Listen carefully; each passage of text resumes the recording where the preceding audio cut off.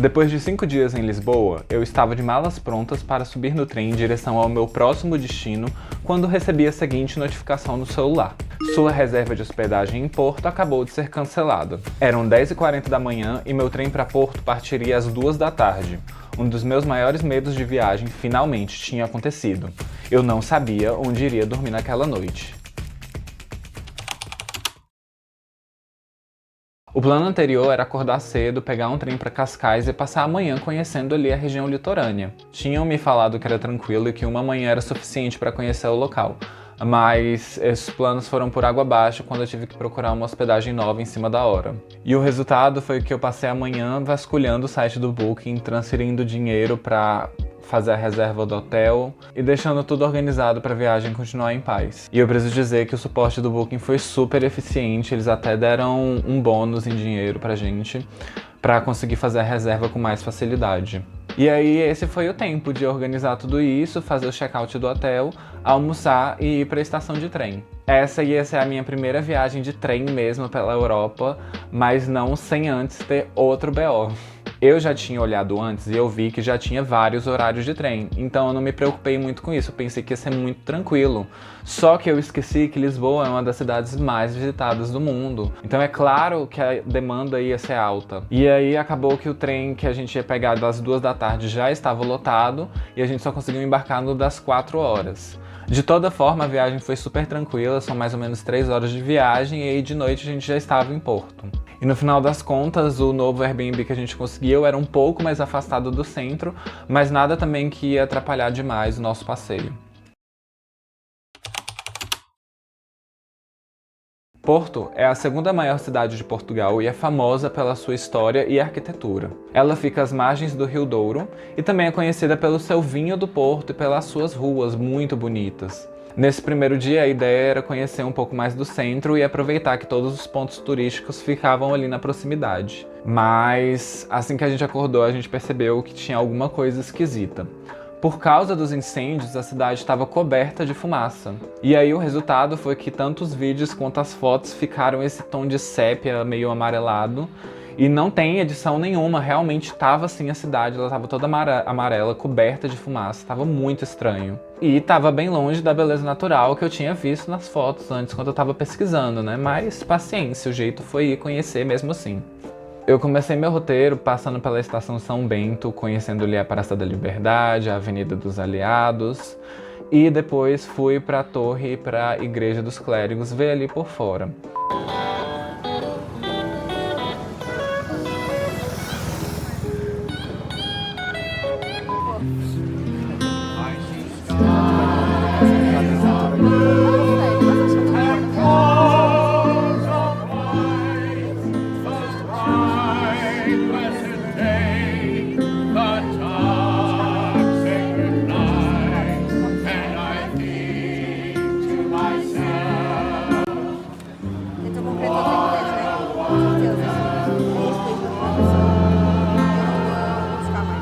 E depois também passei na Igreja das Carmelitas e a Igreja do Carmo.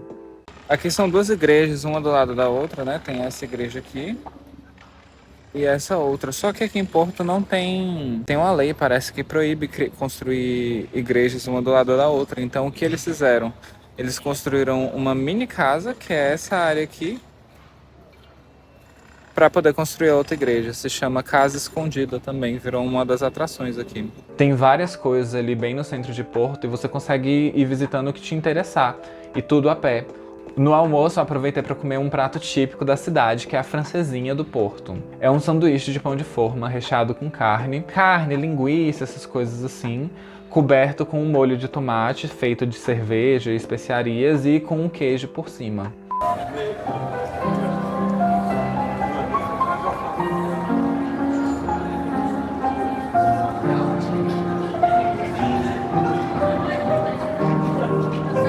E finalmente eu terminei meu dia na Ponte Luís I, que é o lugar com a vista mais tradicional e bonita do Porto, mas infelizmente estava assim.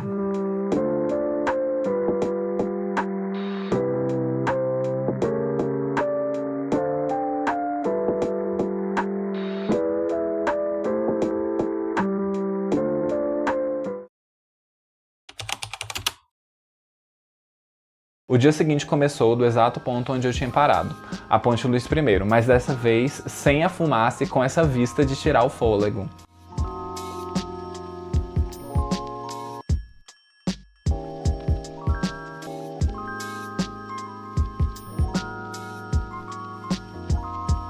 Cruzando a ponte fica a região de Gaia, que é onde ficam as principais caves de vinho do Porto.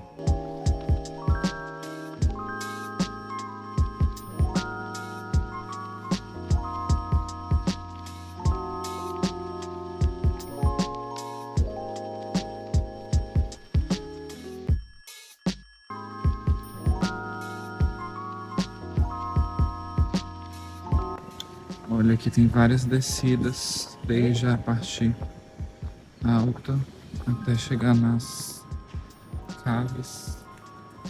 Minha primeira parada foi na World of Wine, que é um museu de vinhos, e ele conta todo o processo de produção dos vinhos. Desde o tipo de solo para a produção de uva, o tipo de clima específico, as diferentes espécies e como elas alteram os aromas, e também as diferenças olfativas que cada vinho apresenta. Muito legal isso aqui.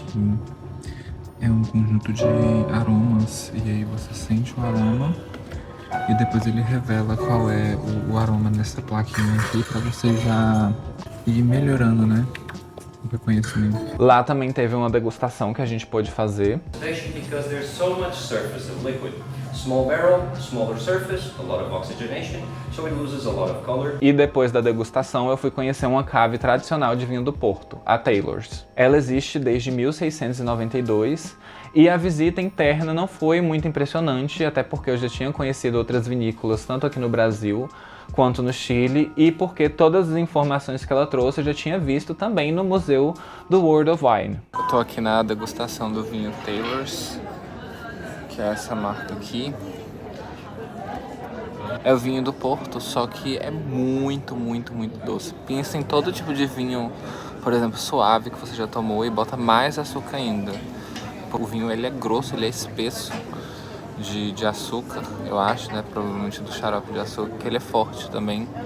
Então é mais puxado para um licor, assim, né? Tanto é que eles recomendam esse vinho para tomar depois do almoço ou depois de uma refeição, como digestivo, como uma sobremesa mesmo, justamente pelo alto teor de álcool e de açúcar que tem nele. É bem forte, tanto é que eles servem bem pouquinho, eles servem uma pequena cálice, e mesmo isso assim, não dá para tomar isso aqui tudo não, porque é bem forte mesmo. E depois desse dia de turismo enólogo, eu decidi voltar caminhando ali pela Ribeira e aproveitar o ambiente e a vista que é incansável.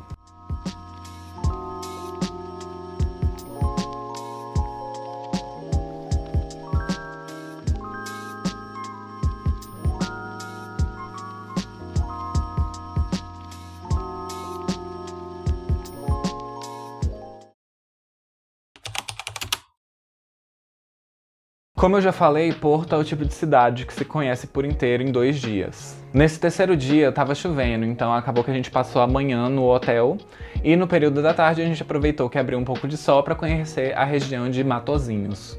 Ali na região de Matosinhos, onde fica a praia do Porto, o Forte de São João Baptista e a Foz do Rio Douro, que é o encontro do rio com o mar.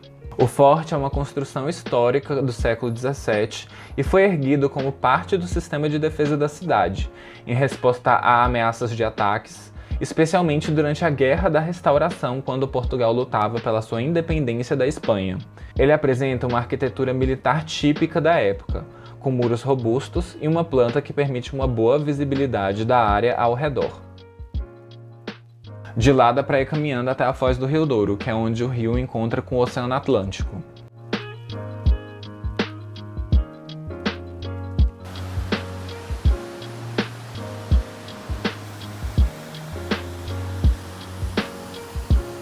E aí a gente foi caminhando pela Avenida Montevidéu até a Praia de Matosinhos, que é uma das praias mais populares da região metropolitana do Porto.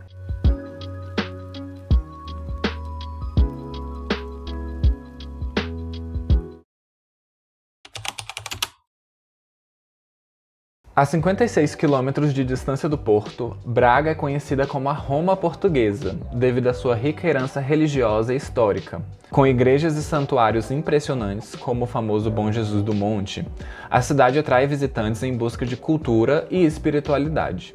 A viagem de comboio durou cerca de 1 hora e custou €1,55. A cidade é bem charmosa, mas para mim o ponto alto foi o Jardim de Santa Bárbara.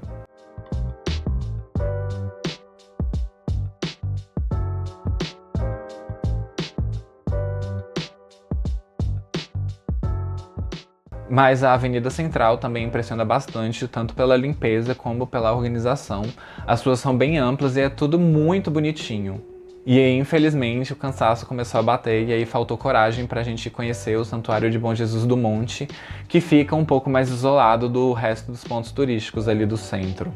Isso e o fato de que nos últimos dias eu já tinha entrado em zilhões de igreja, então eu já estava meio cansado também, eu já tinha atingido minha cota anual de catolicismo. Então acabou que eu resolvi voltar para Porto, arrumar as malas e me preparar para o meu último destino dessa viagem, Madrid.